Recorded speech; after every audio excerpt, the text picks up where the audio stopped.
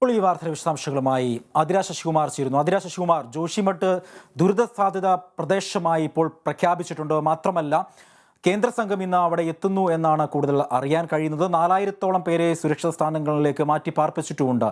എന്തൊക്കെയാണ് വാർത്തയുടെ വിശദാംശങ്ങൾ?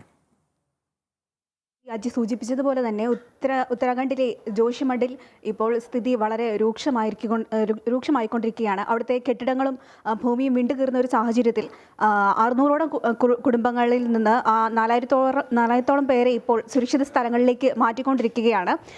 ഇതിനെ മാറ്റി പാർപ്പിക്കുന്നതിനായിട്ട് 1000-ലേറെ പേരെ ഉൾക്കൊള്ളുന്ന രീതിയിൽ ക്യാമ്പുകൾ സജ്ജീകരിച്ചിട്ടുമുണ്ട്.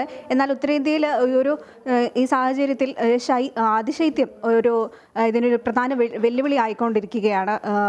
ഈ ഒരു സാഹചര്യത്തിൽ സംസ്ഥാന സർക്കാർ ഈ പ്രദേശത്തെ ദുരന്ത സാധ്യതാ പ്രദേശമായി പ്രഖ്യാപിച്ചിട്ടുമുണ്ട്. നഗരത്തിലെ 700ഓളം കെട്ടിടങ്ങൾ ഇപ്പോൾ അപകട നിലയിലാണെന്നാണ് ലഭിക്കുന്ന വിവരം.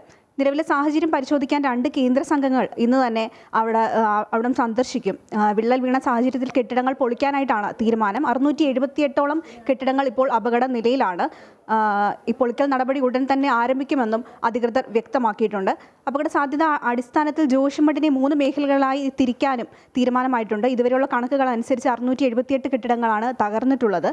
ദുരന്തത്തിന് കാരണം ജോഷിമഠിലെ ജലവൈദ്യുത പദ്ധതികൾ ഉൾപ്പെടെയുള്ള നിർമ്മാണ പ്രവർത്തനങ്ങളാണെന്ന് നാട്ടുകാർ ആരോപിക്കുന്നുമുണ്ട്. NTPCയുടെ തുരങ്ക നിർമ്മാണത്തിനെതിരെയും വ്യാപകമായ പ്രതിഷേധം ഉയരുന്നുണ്ട്. വനനശീകരണവും നിർമ്മാണ പ്രവർത്തനങ്ങളുമാണ് പ്രദേശത്തെ ദുരന്ത ഭൂമിയാക്കി മാറ്റുന്നതെന്ന് വിദഗ്ധരും അഭിപ്രായപ്പെടുന്നുണ്ട്. ജോഷിമഠ് വിനോദസഞ്ചാര മേഖല ആയതിനാൽ തന്നെ ഇവിടങ്ങളിൽ ടൂറിസ്റ്റ് കേന്ദ്രങ്ങളാണ്. ടൂറിസ്റ്റുകൾ നിരവധി എത്താറുണ്ട്.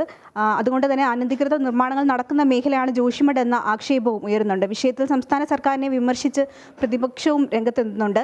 ഏതായാലും ഇന്ന് തന്നെ പൊളിക്കൽ നടപടികൾ ആരംഭിക്കാനാണ് തീരുമാനം. അജി.